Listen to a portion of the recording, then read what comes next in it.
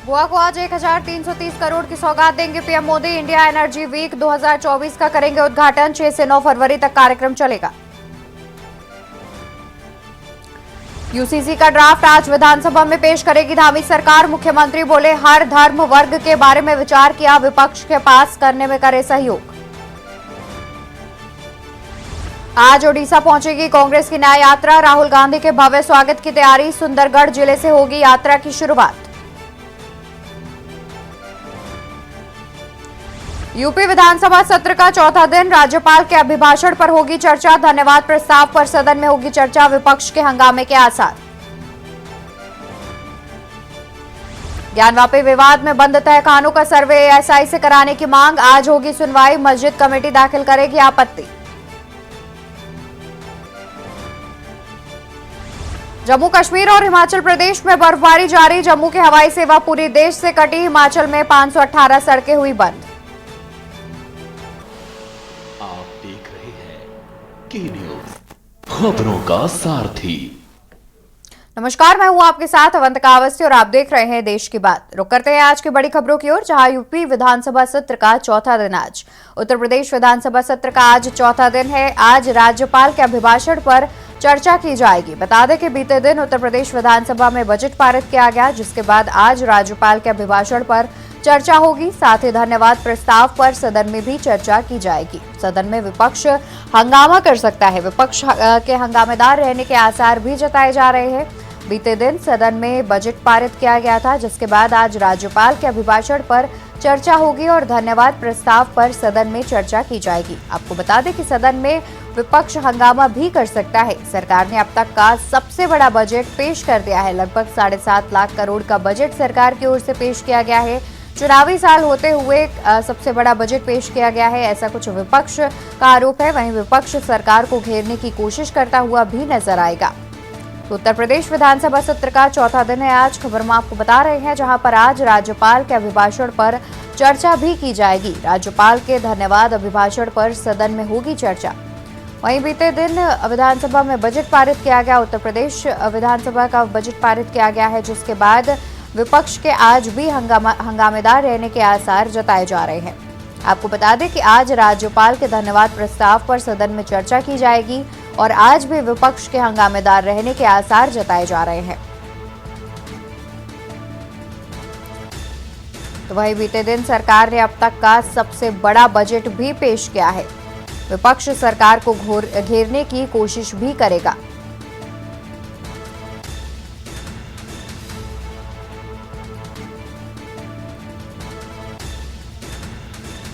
तो इसी खबर पर ज्यादा जानकारी के लिए लखनऊ से हमारे संवाददाता कौशलेंद्र उपाध्याय जुड़े हुए हैं।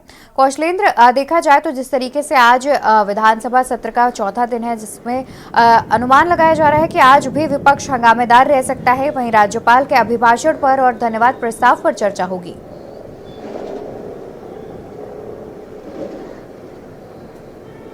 जी बिल्कुल, देखिए अवंतिका, अगर बात की जाए, कल अभी बजट पेश किया, यूपी सरकार ने बजट पेश किया है और अब तक का इस विधानसभा मतलब यूपी सदन जो बात की जाए तो अब तक का सबसे बड़ा वार्षिक बजट है।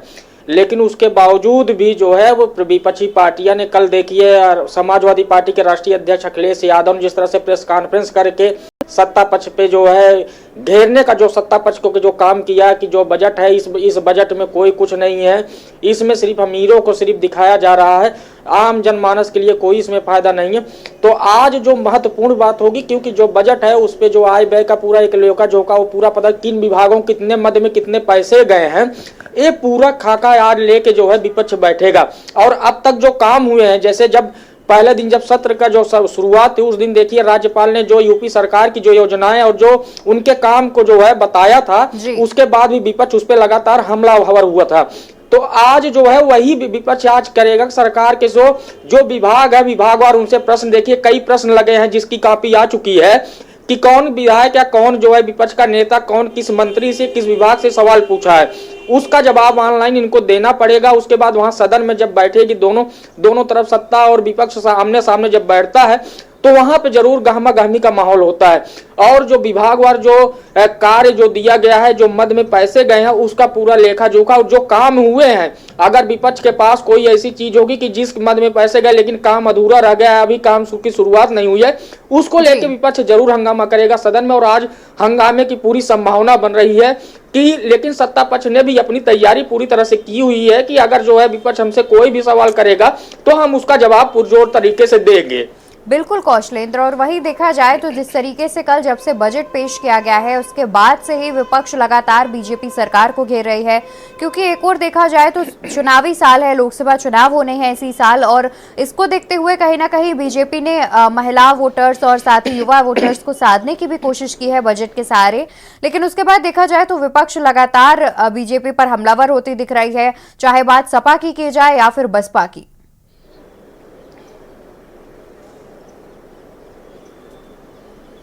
जी बिल्कुल, देखिए आपको बताएं, क्योंकि कल जब बजट पेश किया उसके बाद मुख्यमंत्री योगी आदित्यनाथ, दोनों डिप्टी सीएम और जो वित्त मंत्री सुरेश खन्ना और तमाम विभाग वित्त विभाग के प्रमुख सचिव एसीएस से लेकर तमाम अधिकारी वहां बैठे थे।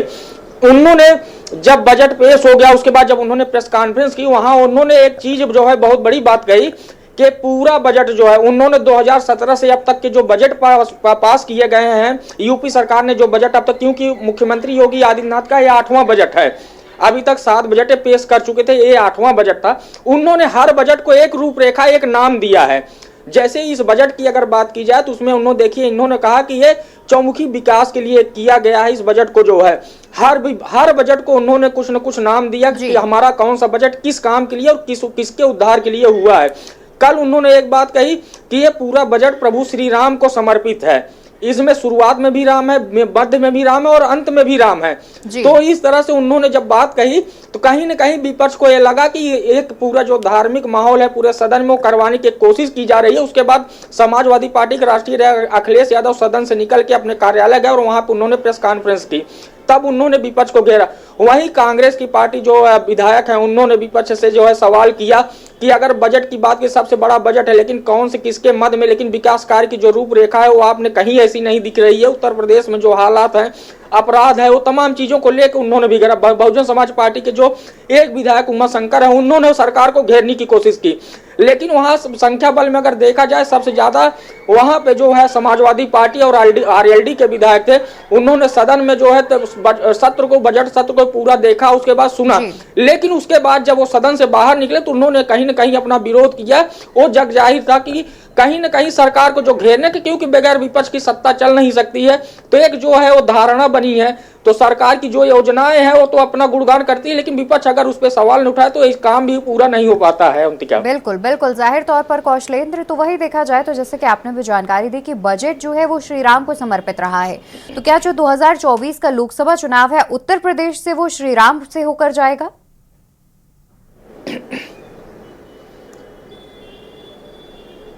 जी बिल्कुल, देखिए आपको बताएं कि अभी कल आप देखा होगा प्रधानमंत्री नरेंद्र मोदी ने जिस तरह से लोकसभा में जो है स्पीच दी कि हमारे साथ जो है पूरी जनता, पूरा विश्वास है, उसी तरह से मुख्यमंत्री योगी आदित्यनाथ को भी उम्मीद है। क्योंकि जो बजट में अगर एक आप देखिएगा तो उसमें आपको ये लगेगा उन्होंने धार्मिक स्थलों को जितना बजट दिया है, जैसे अयोध्या, काशी, मथुरा और तमाम विंध्यवासिनी क्षेत्र, चित्रकूट के लिए, देवी पाटन के लिए, यहाँ तक बरेली में एक शक्तिपीठ है उनके लिए जो बजट का प्रावधान उन्होंने किया है उस धार्मिक क्षेत्र के लिए, उसके पर्यटन को विकसित करने के लिए, तो कहीं न कहीं ये धर्म की तरफ जो है बढ़ाने का एक काम किया। और इसी वजह से है कि विपक्ष इस पे जो है जो है रुष्ट हुआ है कि हर चीज में धार्मिक चीजों को ला के जो है खड़ा करना, उसके बाद हुआ जो आम जनता है, जो पब्लिक है, उसके बाद जो गरीब मजदूर है उनके बारे में बात नहीं करना। तो कहीं ना कहीं वो विपक्ष को लगता है कि ये सिर्फ धर्म के मामले में और धर्म को घेर के जो है अपना काम करते हैं, इसको पूरे सदन में धार्मिक माहौल बना दिया है। तो लेकिन अगर बात की जाए अयोध्या की, अयोध्या में देखिए रिकॉर्ड दर्शनार्थी जी कौशलेंद्र, देखा जाए तो कहीं ना कहीं बीजेपी सरकार जिस तरीके से पर्यटन को क्षेत्र को बढ़ावा देने के लिए अयोध्या, काशी, मथुरा के लिए कहीं ना कहीं एक राशि जो है वो नियत की गई है, लेकिन उसके बावजूद विपक्ष जो है वो इस मुद्दे को धर्म से जोड़कर देख रहा है और इसी को लेकर के सत्ता पक्ष पर हावी हो रहा है। बहुत शुक्रिया आपका कौशलेंद्र, ज्यादा जानकारी हमारे दर्शकों तक पहुंचाने के लिए। और यहाँ रुकेंगे एक छोटे से ब्रेक के लिए, जल्द हाजिर होंगे अन्य खबरों के साथ। आप देख रहे हैं के न्यूज़, खबरों का सारथी। ब्रेक से वापस आ चुके हैं। रुक करते हैं खबरों की ओर। खबर आपको प्रयागराज से बता दें, जहां पर ज्ञानवापी मामले में कल होगी महत्वपूर्ण सुनवाई। प्रयागराज से खबर, जहां ज्ञानवापी मामले में कल होगी महत्वपूर्ण सुनवाई। इलाहाबाद हाईकोर्ट में होगी महत्वपूर्ण सुनवाई। व्यास जी के तहखाने में पूजा पर रोक को लेकर कल महत्वपूर्ण सुनवाई की जाएगी। पूजा पर रोक लगाने वाली याचिका पर भी होगी सुनवाई।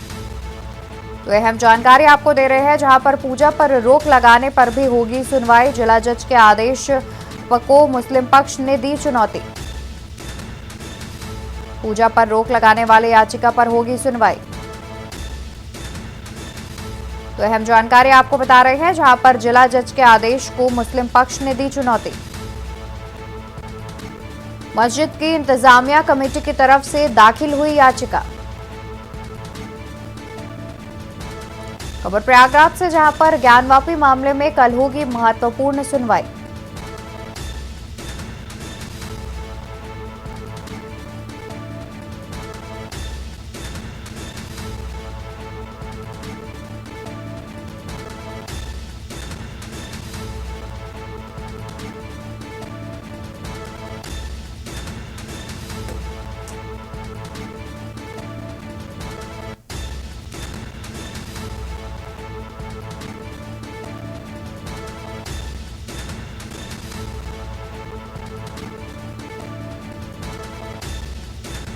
तो देखा जाए तो मस्जिद की इंतजामिया कमेटी की तरफ से दाखिल की गई है याचिका, जिस पर कल महत्वपूर्ण सुनवाई की जाएगी। इसी खबर पर ज्यादा जानकारी के लिए हमारे साथ वाराणसी से संवाददाता विकी डे जुड़े हुए हैं। विकी, देखा जाए तो जिस तरीके से जिला कोर्ट की तरफ से आदेश दिया गया था, पूजा करने का जो है आदेश दे दिया गया था, उसके बाद मुस्लिम पक्ष ने जिला जज के फैसले को चुनौती दी है। तो आखिर ये जो मामला है वो कहां पर अटका हुआ है? क्योंकि देखा जाए तो ऊपरी अदालत पे ये गया है, जाहिर तौर पर हाईकोर्ट में ये गया है मामला, जिसके बाद कल महत्वपूर्ण सुनवाई होनी है। तो कहीं ना कहीं निचली अदालत का विरोध करके मुस्लिम पक्ष ने हाईकोर्ट का रुख किया है। बिल्कुल अवंतिका, आपको बता दें कि ज्ञानवापी जो व्यास जी के तहखाने में पूजा पाठ शुरू हो गई, उसका आदेश आपको बता दें 31 जनवरी को जिला जज वाराणसी द्वारा दिया गया कि तहखाने को खोला जाए और वहां पे पूजा पाठ पुनः एक बार शुरू करा जाए। क्योंकि व्यास जी का तहखाने के नाम से वो तहखाना जाना जाता था और वहां पे व्यास परिवार का एक लंबे समय से पूजा पाठ करते चले आ रहे थे। लेकिन 1993 के बाद जो है उन्हें वहां से वंचित कर दिया गया पूजा पाठ करने से, वहां बैरिकेटिंग लगा दिया गया था। जिसके बाद आदेश में ये बैरिकेटिंग को पुनः एक बार खुलवाया गया आदेश के बाद और पूजा पाठ शुरू किया। लेकिन वहीं दूसरी तरफ अंजुमन इंतजामिया कमेटी की बात करें तो इन्होंने जो इस पे विरोध जताया और यहाँ पे इस जिला जज के फैसले को चुनौती देते हुए हाईकोर्ट में इन्होंने यह याचिका दाखिल की कि पूजा पाठ को वहां पे रोका जाए। क्योंकि इनके बहस के दौरान अंजुमन इंतजामिया का कहना था कि जब वाराणसी जिला जज ने 7 दिन का उसमें समय दिया था डीएम को कि बंदोबस्त करे 7 दिन के अंदर और फिर वहां पे व्यवस्था की जाए, लेकिन ये कहीं ना कहीं ये न्याय संगत में नहीं है। फैसला पूजा पाठ के जो आदेश दिया गया है जिला जज द्वारा, ये न्याय संगत में हमारे लिए नहीं है, जिसके लिए उन्होंने हाईकोर्ट का दरवाजा खटखटाया है और हाईकोर्ट में आज जो है 6 फरवरी को सुनवाई होनी है। आपको बता दें तो वही कल एक वाराणसी में एक राखी सिंह जो है एक नई याचिका उन्होंने डाला है कि व्यास जी के तहखाना जो खुला है उसके अलावा उसमें ज्ञानवापी परिसर में कई अन्य गुप्त तहखाने हैं, उसकी भी जो है सर्वे कराया जाए, ऐसा ही सर्वे होना चाहिए, जिससे एक नई याचिका डाली, उसकी भी आज जो है वाराणसी में सुनवाई है। तो कह सकते हैं इस समय जो माहौल जो बना चला जा रहा है, इसको लेके एक तरफ जहां मुस्लिम पक्ष व्यास तहखाने में पूजा पाठ को रोक लगाने की मांग कर रहे हैं, वहीं दूसरी तरफ हिंदू पक्ष में बहुत ज्यादा उत्साहित है। कितने वर्षों बाद, लगभग 31 वर्षों बाद जो व्यास जी के तहखाना खुला वहां पूजा पाठ शुरू हुई है और आम श्रद्धालु भी बैरिकेटिंग के बाहर से दर्शन कर रहे हैं। और यही तक नहीं, आपको बता दें कि अब दान का भी जो सिलसिला है वो शुरू हो चुका है। कल एक भक्त ने जो है उन्हें घंटा, घड़ियाल और आरती दानी ये दान किया है व्यास परिवार में, उसमें पूजा में यूज करने के लिए, और वो भी डीएम क्योंकि डीएम रिसीवर है, डीएम के आदेश के बाद डीएम को उन्होंने दिया है और वो आज व्यास जी के तहखाने तक पहुंच जाएगा। तो आपको बता दें कहीं ना कहीं हिंदू पक्ष में तो हर्षोल्लास, लेकिन नाराजगी जो साफ तौर पे देखी जा सकती है मुस्लिम पक्ष और अंजुमन इंतजामिया कमेटी में, तो जिसकी आज सुनवाई, अहम सुनवाई है। तो फिलहाल बिल्कुल विक्की, देखा जाए तो कहीं ना कहीं कल का दिन बेहद महत्वपूर्ण माना जा रहा है। बहुत शुक्रिया आपका ज्यादा जानकारी हमारे दर्शकों तक पहुंचाने के लिए। तो आपको बता दें कि कल इस मामले पर कल सुनवाई होनी है, जो कि महत्वपूर्ण सुनवाई बताई जा रही है। इसी खबर पर प्रयागराज से हमारे साथ संवाददाता विनय मिश्रा जुड़े हुए हैं।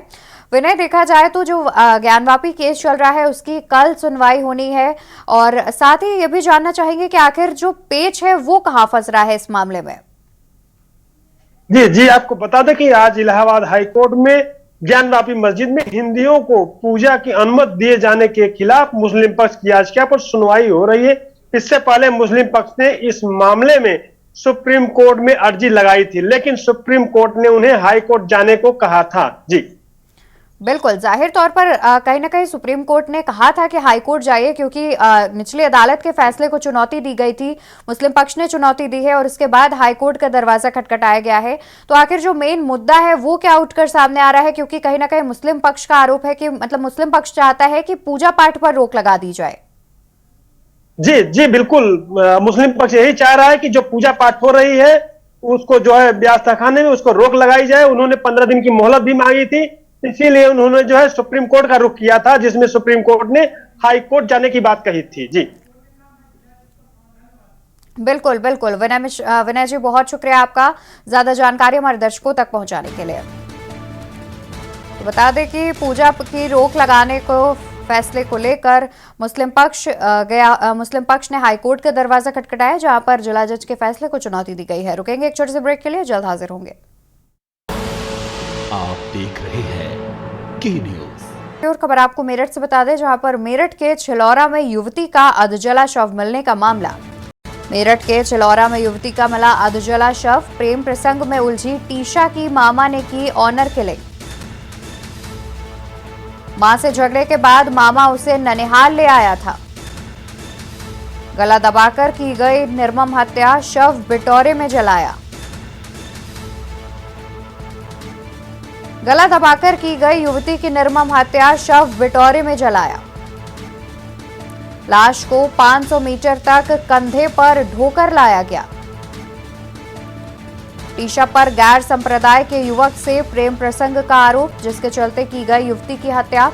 भावनपुर के छिलौरा गांव के पास जले बिटौरे में मिला था युवती का अधजला शव। मेरठ के छिलौरा में युवती का अधजला शव मिलने का मामला आपको बता रहे हैं, जहां पर युवती का अधजला शव मिला है। प्रेम प्रसंग में उलझी युवती टीशा की मामा ने की ऑनर किलिंग। मां से झगड़े के बाद मामा उसे ननिहाल लेकर आया था। गला दबाकर की गई युवती की निर्मम हत्या, शव को बिटौरे में जलाया गया। गला दबाकर युवती की गई निर्मम हत्या। लाश को 500 मीटर तक कंधे पर ढोकर भी लाया गया। तो वहीं टीशा पर गैर संप्रदाय के युवक से प्रेम प्रसंग का लगा था आरोप। इसी खबर पर ज्यादा जानकारी के लिए मेरठ से संवाददाता राजू शर्मा जुड़े हैं। राजू, देखा जाए तो जिस तरीके से जानकारी सामने आ रही है कि एक युवती का अधजला शव मिला है, उसके मामा ने उसकी निर्मम हत्या की है, आखिर अभी तक जो मामले की जांच है वो कहां तक पहुंची है? क्या अन्य भी कोई आरोपी निकलकर सामने आ रहा है? हाँ बिल्कुल, देखिए अवंतिका, कल सुबह ही भावनपुर थाना क्षेत्र के छिलौरा गांव के बाहर एक युवती का अधजला शव मिला था, जिसके बाद सूचना पर पुलिस मौके पर पहुंची थी और शव को कब्जे में लेकर पोस्टमार्टम के लिए भेज दिया था। वहीं पूरे मामले की जांच पड़ताल की गई थी। उस पूरे मामले में जो तथ्य निकलकर सामने आए ये थे कि युवती के जो मामा है वो युवती के घर से लेकर आए थे और अपने घर पर लाकर पहले उसे समझाया बुझाया गया कि वो मान जाए, लेकिन जब वो नहीं मानी तो उसकी गला दबाकर हत्या कर दी गई। उसके बाद कंधे पर डालकर उसे गांव के बाहर ले जाकर एक बिटोड़े में डाल दिया और उसको वहां पर आग लगा दी गई। तो पूरा जो शव था वो जल नहीं पाया, जिसकी वजह से सुबह पुलिस पहुंची और शव को कब्जे में लेकर पोस्टमार्टम के लिए भेजा और फिर जो शिनाख्त है वो हुई, पहचान हो सकी। उसके बाद पता चला कि जो युवती है वो टीशा नाम की युवती थी और भावनपुर थाना क्षेत्र के ही रहने वाली थी। वहां पर जब पुलिस ने पूछताछ की तो पूरा प्रकरण जो है वो सामने निकल कर आया कि युवती की अपनी मां से किसी बात को लेकर कहासुनी हो गई थी और फिर जो उसका मामा था उसको बुलाया गया वहां पर। उसने युवती को समझाया कि वो ऐसा ना करे। बताया गया है कि युवती का गांव के ही एक मुस्लिम युवक से प्रेम प्रसंग चल रहा था जिसका परिजन विरोध कर रहे थे, लेकिन युवती मानने को तैयार नहीं थी। उसके बाद उसके मामा अपने गांव ले गए और वहां पर पूरे इस हत्याकांड को अंजाम दिया, और हत्याकांड को अंजाम देने के बाद जो शव था वो गांव के पास ही एक बिटोड़े में डाल दिया और आग के हवाले कर दिया।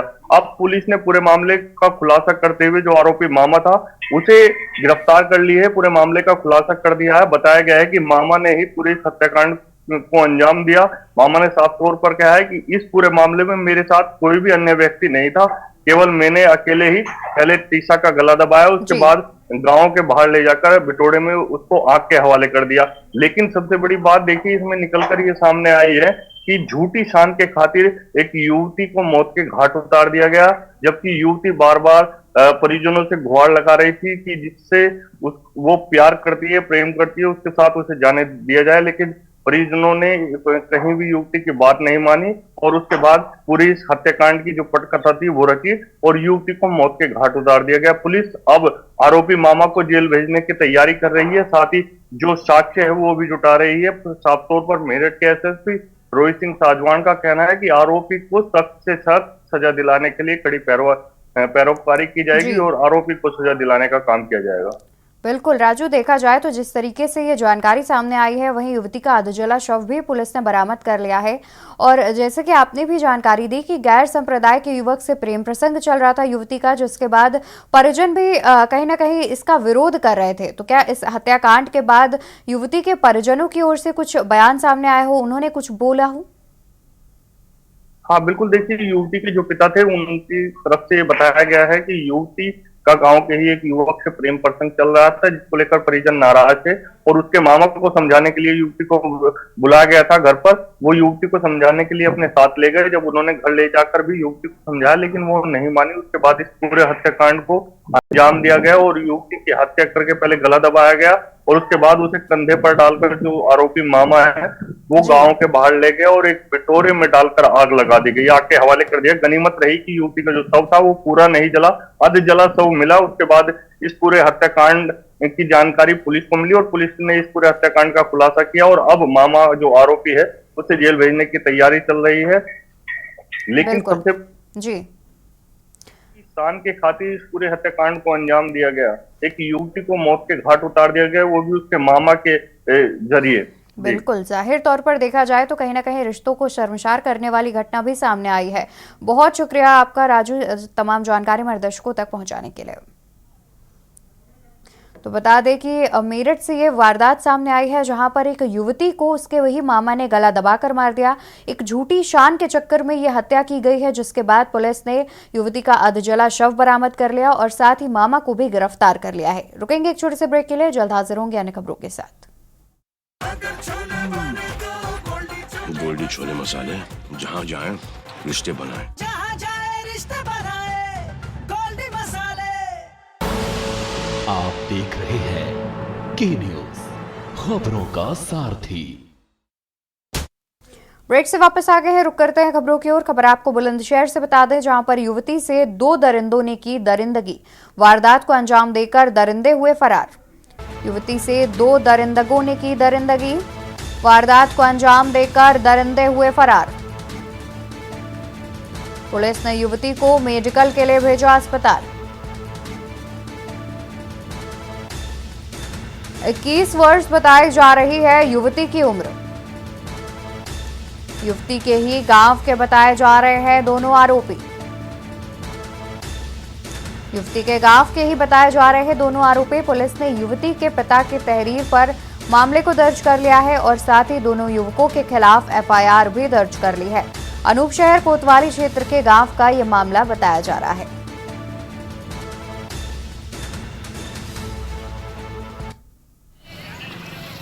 आज दिनांक 5 फरवरी 2024 को अनूपशहर कोतवाली क्षेत्रांतर्गत एक व्यक्ति ने इस आशय का प्रार्थना पत्र दिया कि उसके ही गांव के 2 लोगों ने उसकी पुत्री, जिसकी उम्र लगभग 21 वर्ष है, के साथ दुष्कर्म किया।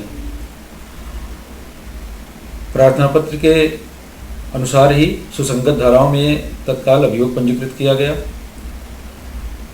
पीड़िता को नियमानुसार चिकित्सीय परीक्षण हेतु भेज दिया गया। थाना स्तर पर 3 टीमों का गठन किया गया है और दोनों अभियुक्तों की शीघ्र गिरफ्तारी कर इसका विधिक निस्तारण किया जाएगा। तो वही खबर आपको प्रयागराज से बता देते हैं, जहां पर माध्यमिक शिक्षा परिषद यूपी बोर्ड से जुड़ी बड़ी खबर। माध्यमिक शिक्षा परिषद यूपी बोर्ड से जुड़ी बड़ी खबर। 10वीं और 12वीं की परीक्षा को लेकर की गई बैठक। जूम मीट के जरिए सचिव DIOS के साथ बैठक का आयोजन किया गया। आपको बता दें कि जिस तरीके से उत्तर प्रदेश बोर्ड परीक्षा नजदीक आ रही है, उससे पहले जूम मीट के जरिए सचिव DIOS के साथ बैठक की गई। बोर्ड के निर्देशक और सचिव ने तैयारियों की जानकारी ली। परीक्षा की तैयारियों के संबंध में सभी निरीक्षकों से जानकारी ली गई। 10वीं और 12वीं की परीक्षा को लेकर की गई परीक्षा की तैयारियों को लेकर बैठक का आयोजन किया गया, जिसमें जूम मीट के जरिए सचिव DIOS के साथ बैठक हुई और सभी तैयारियों की जानकारी ली गई। बोर्ड के निदेशक और सचिव ने तैयारियों की जानकारी ली। माध्यमिक शिक्षा परिषद यूपी बोर्ड से जुड़ी बड़ी खबर आपको बता दें, 10वीं और 12वीं की परीक्षा की तैयारियों को लेकर की गई बैठक।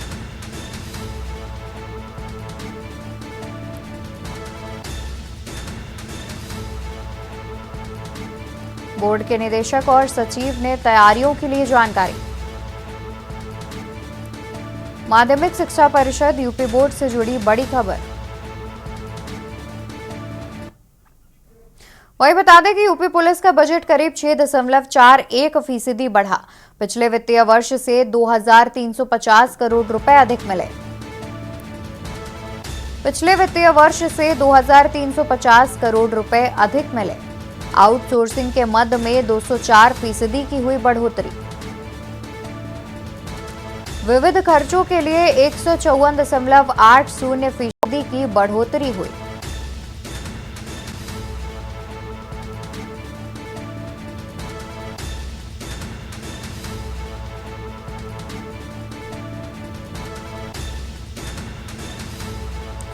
और इसी खबर पर ज्यादा जानकारी के लिए हमारे साथ लखनऊ से संवाददाता शिवा शर्मा जुड़े हुए हैं।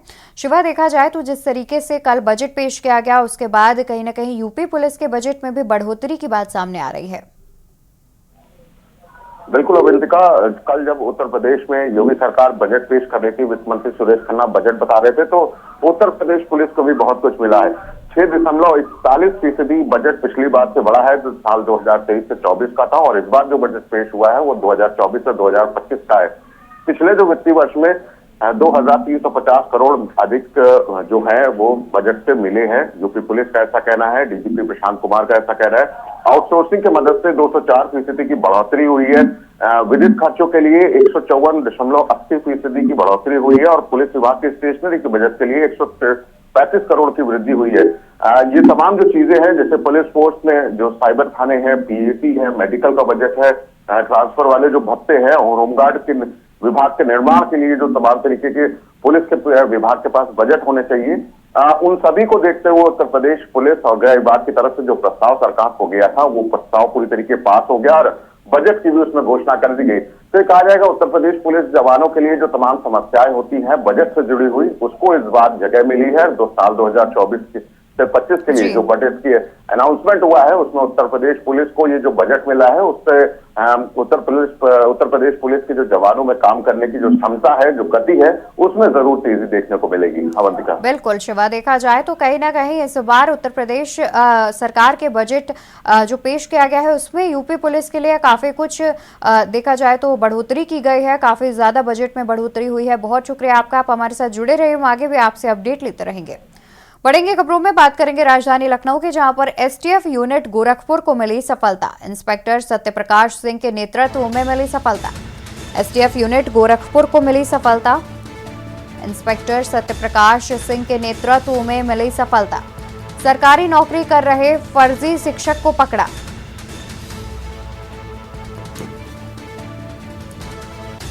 कूट रचित दस्तावेज के सहारे प्राप्त की थी नौकरी। सरकारी नौकरी कर रहे फर्जी शिक्षक को पकड़ा। कूट रचित दस्तावेज के सहारे प्राप्त की थी नौकरी। धर्मेंद्र कुमार को किया गया गिरफ्तार। कंपोजिट विद्यालय भीरपुर भलुअनी से हुई गिरफ्तारी। एसटीएफ यूनिट गोरखपुर को मिली एक बड़ी सफलता, जहां पर एक फर्जी शिक्षक को गिरफ्तार किया गया।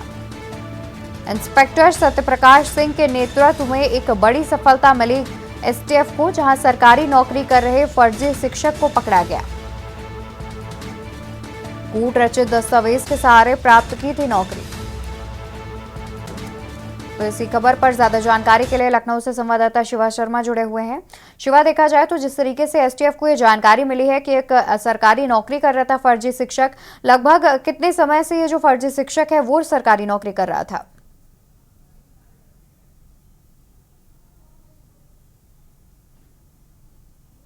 की है जिसका नाम धर्मेंद्र कुमार है।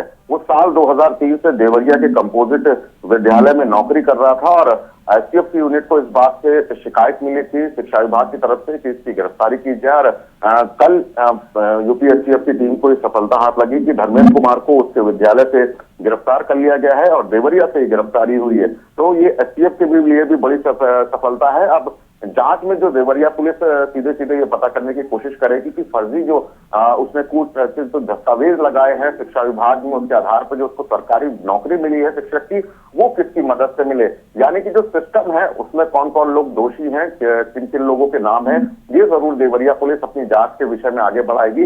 लेकिन यूपी एसटीएफ की मदद से फिलहाल इस शिक्षक को गिरफ्तार किया जा चुका है। बिल्कुल, बहुत शुक्रिया शिवा आपका। आप जुड़े रहिए, हम आगे भी आपसे अपडेट लेते रहेंगे। तो एसटीएफ यूनिट गोरखपुर को एक बड़ी सफलता मिली, जहां पर एक फर्जी शिक्षक को गिरफ्तार किया गया। वही बता दें कि यूपी के डीजीपी प्रशांत कुमार ने दी जानकारी। यूपी पुलिस का बजट करीब 6.41% बढ़ा। यूपी पुलिस का बजट करीब 6.41% बढ़ा। पिछले वित्तीय वर्ष से 2350 करोड़ रुपए अधिक मिले। आउटसोर्सिंग के मद में 204% की बढ़ोतरी भी की गई। पिछले वित्तीय वर्ष के मुकाबले इस बार 2350 करोड़ रुपए अधिक मिले हैं। तो वहीं विविध खर्चों के लिए 154.80% की बढ़ोतरी की गई है। पुलिस विभाग के स्टेशनरी के बजट में भी 135% की वृद्धि हुई है और ट्रांसफर में मिलने वाले भत्ते में 25% की वृद्धि की गई है। तो इसी खबर पर ज्यादा जानकारी के लिए हमारे साथ संवाददाता शिवा शर्मा जुड़े हुए हैं। शिवा, देखा जाए तो जिस तरीके से इस बार भी उत्तर प्रदेश सरकार के खजाने से काफी कुछ मिला है उत्तर प्रदेश पुलिस को, जिसके लिए कहीं ना कहीं पीएसी के लिए भी देखा जाए तो अतिरिक्त वाहन खरीदे जाएंगे, स्टेशनरी में भी काफी बढ़ोतरी देखी गई है। अतिरिक्त क्या कुछ जानकारी है? देखिए, बिल्कुल अवंतिका, इस बात की उत्तर प्रदेश पुलिस को खुशी भी है कि जो उन्होंने कुछ समय पहले जो बीते साल प्रस्ताव उत्तर प्रदेश सरकार को, शासन को भेजा था कि उनके पास कमियां हैं वाहनों की, उनके पास कमियां हैं जमीनों की और उनके पास जो स्टेशनरी से जुड़ी जो समस्या है वो उत्तर प्रदेश के अलग अलग दफ्तरों में दिक्कतें हैं और उस बात का बजट उत्तर प्रदेश सरकार को देना चाहिए। और कल जिस तरीके वित्त मंत्री ने विधानसभा के अंदर बजट पेश किया, उसमें से यूपी पुलिस को एक बड़ा बजट मिला है जिसमें 6.41% की बढ़ोतरी हुई है पिछले साल से। पिछले साल वित्तीय वर्ष में 2350 करोड़ अधिक में जो है वो उत्तर प्रदेश पुलिस को इस बार के बजट में मिले हैं। और उत्तर प्रदेश पुलिस के लिए जो वाहनों की समस्या थी, जो ट्रांसफर में मिलने वाले भत्ते की समस्या थी, जो स्टेशनरी की समस्या थी और जो साइबर थानों के लिए निर्माण के लिए जो समस्या थी, उन सभी समस्याओं को अब आने वाले समय में खत्म किया जाएगा। यानी कि जो निर्माण कार्य थे, जिन खरीद फरोख्त की जो फाइलें थी जिनको अटकी थी, वो अब इस बजट मिलने के बाद उनमें तेजी आ जाएगी और उत्तर प्रदेश पुलिस के जो जवान हैं,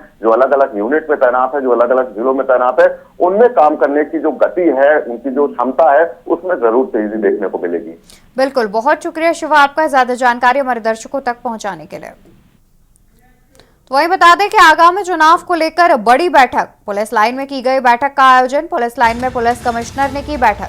आगामी चुनाव को लेकर किया गया एक बैठक का आयोजन, जिसमें पुलिस लाइन में पुलिस कमिश्नर ने बैठक की। सभी डीसीपी, एडीसीपी, एसीपी और थाना अध्यक्षों को इस बैठक में बुलाया गया। अध्यक्षों को बुलाया। लोकसभा चुनाव और अन्य इवेंट को लेकर की गई बैठक। सभी डीसीपी, एडीसीपी, एसीपी और थाना अध्यक्षों को इस बैठक में बुलाया गया। लोकसभा चुनाव और बाकी इवेंट्स को लेकर किया गया बैठक का आयोजन। जेसीपी, कानून व्यवस्था सहित तमाम अधिकारी रहे मौजूद। देर रात रिजर्व पुलिस लाइन में हुई बैठक। आगामी लोकसभा चुनाव को लेकर किया गया बैठक का आयोजन। पुलिस लाइन में पुलिस कमिश्नर ने की बैठक का आयोजन। इसी खबर पर ज्यादा जानकारी के लिए हमारे साथ संवाददाता शिवा शर्मा जुड़े हुए हैं। शिवा, देखा जाए तो जिस तरीके से लोकसभा चुनाव नजदीक है और उससे पहले पुलिस लाइन में पुलिस कमिश्नर ने एक बड़ी बैठक का आयोजन किया गया, जिसमें तमाम अधिकारीगण भी मौजूद रहे। बिल्कुल अवंतिका, लखनऊ में कमिश्नरी है और ऐसे में चुनाव नजदीक है लोकसभा के। अब से कुछ ही दिन बाद यानी कि माना जा रहा है कि फरवरी 20 के आसपास जो आचार संहिता की जो धारा है, कोड ऑफ कंडक्ट है इलेक्शन कमीशन का, वो जारी हो जाएगा और उसके बाद से पूरी तैयारियां पूरी हो जाएगी, क्योंकि उससे ठीक 45 दिन बाद लोकसभा चुनाव पड़ जाएंगे। और ऐसे में पुलिस की जो व्यवस्था है, पुलिस की जो कार्यशैली है, जो लोकसभा चुनाव जो हाईकोर्ट के निर्देश के अनुसार, जो इलेक्शन कमीशन के निर्देश के अनुसार जो उनकी गाइडलाइन है, उनको पूरा किया जाए। यानी कि ट्रांसफर पोस्टिंग से लेकर के जो वल्नरेबल बूथ हैं, जो असामाजिक तत्व है, उन पर कार्रवाई की जाए। और इसी को लेकर के लखनऊ की रिजर्व पुलिस लाइन में कल पुलिस कमिश्नर ने बैठक की है, जिसमें joint police commissioner law and order Upendra Agrawal, उनके साथ साथ सभी जोन के डीसीपी, एडिशनल डीसीपी, एसीपी और थाना प्रभारी मौजूद थे। क्योंकि एक लखनऊ बहुत बड़ा जिला माना जाता है, उत्तर प्रदेश की राजधानी है। ऐसे में चुनाव को लेकर के किसी भी तरह की कोई कमी जो है वो ना निकले, ऐसे में संदेश जो है वो पूरे उत्तर प्रदेश की पुलिस से जाता है। तो पुलिस कमिश्नर ने कहा जाएगा कि सभी जिलों को मात देते हुए अब बैठकों का जो दौर है वो शुरू कर दिया है और लोकसभा चुनाव में जितनी भी पूरी गाइडलाइंस है पुलिस कर्मियों की तरफ से, उनको जरूर पूरा किया जाए। और उसको लेकर के जो भ्रमण की जो प्रक्रिया है, जो असामाजिक तत्वों को जो चिन्हित करने की प्रक्रिया है, उसको पूरा करने के पुलिस कर्मियों को निर्देश दिए। बिल्कुल, बहुत शुक्रिया शिवा आपका, आप हमारे साथ जुड़े रहिए। हम आगे भी आपसे अपडेट लेते रहेंगे और फिलहाल यहाँ पर रुकेंगे एक छोटे से ब्रेक के लिए। ब्रेक के बाद हाजिर होंगे अन्य खबरों के साथ। ब्रेक से वापस आ गए हैं, रुक करते हैं खबरों की ओर। खबर आपको राजधानी लखनऊ से बता दें, जहां पर वेतन न मिलने से नाराज सिक्योरिटी गार्ड पहुंचे थाने। वेतन न मिलने से नाराज सिक्योरिटी गार्ड पहुंचे थाने। सुशांत गोल्फ सिटी पहुंचे सिक्योरिटी गार्ड। पिछले 2 महीने से नहीं मिला सिक्योरिटी गार्डों को वेतन, जिसके चलते सुशांत गोल्फ सिटी थाने पहुंचे सिक्योरिटी गार्ड। असल कंपनी में कार्यरत हैं security guard. Ansal company Shivam security agency के खिलाफ लगाए आरोप। बता दें कि Ansal company Shivam security agency के खिलाफ लगाए आरोप। वेतन न देने और मारपीट के साथ अभद्रता के भी लगाए आरोप। देर रात सुशांत गोल्फ सिटी थाने पहुंचे सिक्योरिटी गार्ड। वेतन न मिलने से नाराज सिक्योरिटी गार्ड पहुंचे थाने। सुशांत गोल्फ सिटी थाने पहुंचे सिक्योरिटी गार्ड। इसी खबर पर ज्यादा जानकारी के लिए हमारे साथ संवाददाता शिवा शर्मा जुड़े हुए हैं। शिवा, देखा जाए तो जानकारी सामने आ रही है कि करीब 2 महीने से सिक्योरिटी गार्डों को वेतन नहीं मिला है, जिसके चलते वो सुशांत गोल्फ सिटी थाने पहुंचे हैं और वहां पर जाकर उन्होंने जो कंपनी है उस पर आरोप लगाया है।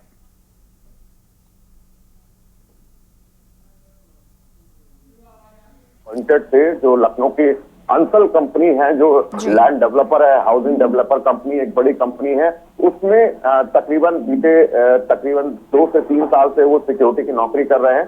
ऐसे में 2 महीने से उनको वेतन भी नहीं मिला है और जब वेतन के लिए वो कई बार अपनी सिक्योरिटी कंपनी से जुड़े अधिकारी या अंसल से जुड़े अधिकारियों से बातचीत करते थे, तो उनसे अभद्रता भी की जाती थी और उनको फर्जी केस में फंसाने की धमकी जाती थी, ये सिक्योरिटी गार्ड का कहना है। और उसी की शिकायत को लेकर के ये देर रात इनका जब पारा जब ज्यादा हो गया, जब उन्होंने ये ठान ली कि इनके खिलाफ कानूनी कार्रवाई की जाएगी, तभी दर्जनों सिक्योरिटी गार्ड हैं, तभी उनका वेतन मिलेगा। ऐसे में जो पुलिस के सबसे पहले प्राइमा फेसी थी कि सभी सिक्योरिटी गार्ड्स को शांत कराया जाए और उनका कहना है सिक्योरिटी गार्ड्स का कि पुलिस ने उनको आश्वासन दिया है कि आज दोपहर को वो अंसल एपीआई से जुड़े और सेवा एजेंसी से जुड़े जो अफसर हैं उनको बुलाएंगे, उनसे बातचीत करेंगे और संभावना ये पूरी हो जाएगी कि जितने भी सिक्योरिटी गार्ड्स हैं उनको समय रहते उनका वेतन मिल जाए और किसी भी तरीके की जो कानूनी कार्रवाई है वो सिक्योरिटी गार्ड की तरफ से ना हो, क्योंकि बिना कानूनी कार्रवाई के अगर लोगों को वेतन मिल जाता है तो इसमें मैं कंपनी, अंसल एपीआई और सिक्योरिटी गार्ड का भी भला है, इसलिए पुलिस के अफसरों ने बीच का रास्ता निकाला है। अब देखने वाली बात होगी कि जो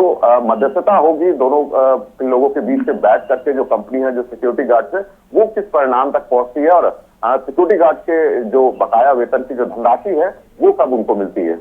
बिल्कुल, जाहिर तौर पर कहीं ना कहीं 2 महीने से वेतन ना मिलने वाली बात को लेकर कहीं ना कहीं पहुंचे हुए सिक्योरिटी गार्ड थाने, और उसके बाद जाहिर तौर पर इस मामले को संज्ञान में लेने की आवश्यकता है। बहुत शुक्रिया शिवा आपका ज्यादा जानकारी साझा करने के लिए। आप हमारे साथ जुड़े रहिए, हम आगे भी आपसे अपडेट लेते रहेंगे। तो एक खबर आपको बता दें, जहां पर तत्कालीन एसडीएम बीकेटी पर हुआ मुकदमा। हाईकोर्ट लखनऊ बेंच के आदेश पर मुकदमा दर्ज किया गया। 2017 में तत्कालीन एसडीएम थी ज्योत्सना यादव। हाईकोर्ट लखनऊ बेंच के आदेश पर दर्ज हुआ मुकदमा। 2017 में तत्कालीन एसडीएम थी ज्योत्सना यादव।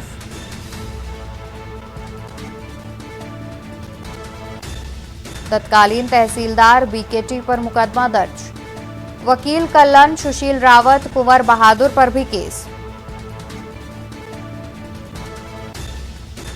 बिल्डर जयप्रकाश पर भी केस। एसआई भूपेंद्र सिंह थाना बीकेटी समेत अन्य पर भी मुकदमा दर्ज। कई गंभीर धाराओं में बीकेटी थाने में मुकदमा दर्ज। तत्कालीन एसडीएम बीकेटी पर मुकदमा। हाईकोर्ट लखनऊ बेंच में किया गया मुकदमा। इसी खबर पर ज्यादा जानकारी के लिए संवाददाता शिवा शर्मा जुड़े हैं। शिवा, देखा जाए तो मुकदमा दर्ज करने की बात सामने आ रही है, आखिर क्या मामला था जिसके चलते इतने लोगों पर मुकदमा दर्ज किया गया है? देखिए, अवधेश द्विवेदी हैं जो इस पूरी शिकायत की, जो एफआईआर के जो वादी हैं, जो एप्लीकेंट है, उन्होंने आरोप लगाया कि साल 2017 में जो बीकेटी के इलाके के जो एसडीएम थी ज्योत्सना यादव, उनके साथ साथ अन्य वकील और जो शुक्ला बिल्डर्स है और स्थानीय लोग हैं, उन्होंने जबरन उनके घर की जो बाउंड्री वॉल है, जो उनके प्लॉट की बाउंड्री वॉल है, उसको गिरा दिया था। और इस बात को लेकर के उन्होंने प्रयत्नशील रहे थे कि वो एसडीएम के सामने तमाम तरीके की विन्नतें करते रहे। और जब उसको रोकने का प्रयास किया तो पुलिस बल जो वहां पर मौजूद था, जिसमें बीकेटी थाने के कई एसएसआई, दरोगा और वहां पर कांस्टेबल और हेड कांस्टेबल मौजूद थे, उनके ऊपर उन्होंने जबरन कार्रवाई की। और ऐसे में जब वो मुकदमा लिखवाने के लिए लगभग सभी अधिकारियों की चक्कर काटते रहे, उनका मुकदमा नहीं हुआ। अब अंततः हाईकोर्ट के लखनऊ बेंच ने एक आदेश जारी किया है और उसी आदेश के आधार पर बीकेटी थाने में तत्कालीन ज्योत्सना यादव जो एसडीएम थी, जो नायब तहसीलदार थे और तमाम जो पुलिसकर्मी थे, उनके खिलाफ लूट और बलवा, मारपीट और धमकी की धाराओं में एफआईआर दर्ज हुई है। और ये पूरी विवेचना, जो इन्वेस्टिगेशन है, वो एसीपी बीकेटी अभिनव को मिली है। और उनका कहना है ज्योत्सना यादव और उससे जुड़े जो तमाम अधिकारी हैं, उनसे पूछताछ बुलाकर की जाएगी कि किस तरीके का मामला है। और इसमें जो पुलिस की जो कार्यशैली है, उसको भी एक बहुत बड़ी पारदर्शिता होनी चाहिए कि 5 साल बाद मुकदमा हुआ और उसमें अभिनव द्विवेदी को किस तरीके की जो न्याय है वो उसको जरूर मिले। बिल्कुल शिवा, बहुत शुक्रिया आपका ज्यादा जानकारी हमारे दर्शकों तक पहुंचाने के लिए। और यहाँ रुकेंगे एक छोटे से ब्रेक के लिए, जल्द हाजिर होंगे। आप देख रहे हैं के न्यूज़, खबरों का सारथी। ब्रेक से वापस आ गए हैं, रुक करते हैं खबरों की ओर। खबर आपको मैनपुरी से बता दें, जहां पर भाजपा नेता पर लाठीचार्ज का वीडियो हुआ वायरल।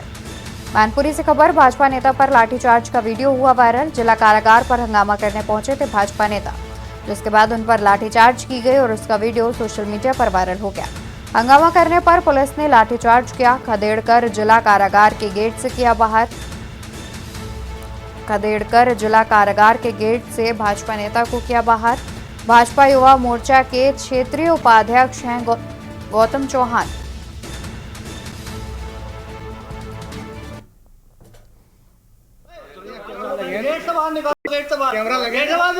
और ये तस्वीरें आप देख सकते हैं, मैनपुरी से तस्वीरें सामने आ रही हैं, जहां पर भाजपा जिलाध्यक्ष को उनके ऊपर लाठीचार्ज का वीडियो वायरल हुआ, साथ ही उन्हें गेट से बाहर भी निकाला गया। इस बात की जानकारी भी सामने आ रही है। देख सकते हैं किस तरीके से लाठीचार्ज करके उन्हें बाहर निकाला गया है। खबर कानपुर से, जहां पर कौशलपुरी भाजपा मंडल अध्यक्ष की गुंडई का मामला। पीड़ित पक्ष पुलिस कमिश्नर से करेगा मुलाकात। कौशलपुरी भाजपा मंडल अध्यक्ष की गुंडई का मामला, आज पीड़ित पक्ष पुलिस कमिश्नर से करेगा मुलाकात। पत्रकार के घर दुकान में दबंगई करने गए थे बीजेपी मंडल अध्यक्ष। होर्डिंग लगवाने के नाम पर मांगे थे 1 लाख रुपए। सीसीटीवी में कैद हुआ था दबंग अभिमन्यु सक्सेना। दबंगई का आलम यह कि परिवार ने भागकर बचाई अपनी जान।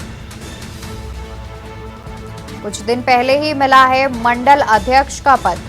जानकारी सामने आ रही है कि अभी कुछ दिन पहले ही मंडल अध्यक्ष का पद मिला है।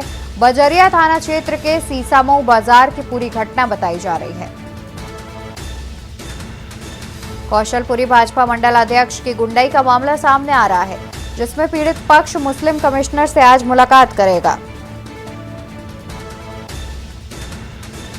पीड़ित पक्ष आज पुलिस कमिश्नर से करेगा मुलाकात। पत्रकार के घर और दुकान पर गए थे, जहां पर होर्डिंग लगवाने के नाम पर 1 लाख रुपए की मांग भी कर रहे थे। इसी खबर पर कानपुर से संवाददाता अभिनव शुक्ला जुड़े हुए हैं। अभिनव, जिस तरीके से जानकारी सामने आ रही है कि अभी कुछ दिन पहले ही मंडल अध्यक्ष का पद मिला है और उसके बाद देखा जाए तो ये गुंडई की वारदात भी सामने आ गई, अतिरिक्त क्या कुछ जानकारी है? देखिए, बिल्कुल जिस तरीके से मुख्यमंत्री योगी आदित्यनाथ लगातार अधिकारियों के साथ बैठक कर रहे हैं और कह रहे हैं कि कोई भी व्यावसायिक प्रतिष्ठान जितने भी हैं उनमें उन लोगों को, व्यापारियों को किसी तरीके की समस्याएं ना हो, किसी को भी कोई समस्या न हो, लेकिन वहीं भारतीय जनता पार्टी की छवि को धूमिल करने का काम इनके निचले स्तर के कार्यकर्ता कर रहे हैं, जिसमें ये अभिमन्यु सक्सेना है। इनको अभी लगभग 10 से 12 दिन पहले ही इनको ये पद मिला है, जिसके बाद क्षेत्र में ये अपनी दबंगई दिखाने की कोशिश कर रहे हैं। सीसामऊ बाजार में ही ये पीड़ित परिवार पीड़ित हैं। इनकी दुकान, इनकी ज्वेलर्स की दुकान है, जहां पर अभिमन्यु सक्सेना, रजत कसेरा और 3-4 8 से 10 अपने साथियों के साथ वहां पे पहुंचते हैं दुकान के बाहर और वहां पे गाली गलौज करते हैं। 1 लाख रुपए जो इनको पद मिला है उसमें 1 लाख रुपए की मांग करते हैं कि उनको होर्डिंग पोस्टर और बैनर बनवाने हैं। इसके लिए 1 लाख रुपए की मांग करते हैं, जिसके बाद परिवार विरोध करता है। तो जब परिवार विरोध करता है तो हल्की फुल्की धक्का मुक्की उस जगह पे होती है, जिसके बाद 20 से 25 कार्यकर्ता जो होते हैं वो थाने पहुंचते हैं। बजरिया थाना क्षेत्र का पूरा मामला थाने पहुंचते हैं। थाने में जब पीड़ित पक्ष भी पहुंचता है तो सबसे बड़ी बात इसमें पुलिस की भी भूमिका जो है वो भी संदिग्ध नजर आ रही है। जब पीड़ित पक्ष अपनी बात को रखने के लिए थाने पहुंचता है तो उसको ही वहां पे बैठा लिया जाता है, उसके खिलाफ FIR दर्ज की जाती है। जो पीड़ित पक्ष है उसके खिलाफ FIR दर्ज की जाती है। तो यहाँ पर जो देख सकते हैं किस तरीके से वीडियो में भी आप दिखाई दे रहा होगा किस तरीके दुकान के बाहर अपने 10 से 12 साथियों के साथ ये अभिमन्यु सक्सेना खड़ा हुआ है, वहाँ पे गाली गलौज और गाली गलौज जैसी चीजें कर रहा है। तो किस तरीके से अब ऐसे व्यक्ति के ऊपर कब कार्रवाई होगी, क्योंकि पुलिस पूरी तरीके से भाजपा जो बजरिया इंस्पेक्टर हैं भाजपा के कार्यकर्ताओं की तरफ से बोल रहे थे, उनकी तरफ से ही उन्होंने FIR दर्ज कर लीजिए। बिल्कुल, बहुत शुक्रिया अभिनव आपका ज्यादा जानकारी हमारे दर्शकों तक पहुंचाने के लिए। तो आपको बता दें कि पत्रकार के घर और दुकान पर दबंगई करने गए थे बीजेपी के लोग और यही एक बात है जो है वो सामने आ रही है। तो वहीं इस मामले को लेकर के पीड़ित पक्ष आज पुलिस कमिश्नर के पास भी जाएगा। देश की बात में मेरे साथ फिलहाल के लिए बस इतना ही। ऐसी बड़ी जानकारी के लिए आप देखते रहिए के न्यूज इंडिया। आप देख रहे हैं के न्यूज, खबरों का सारथी।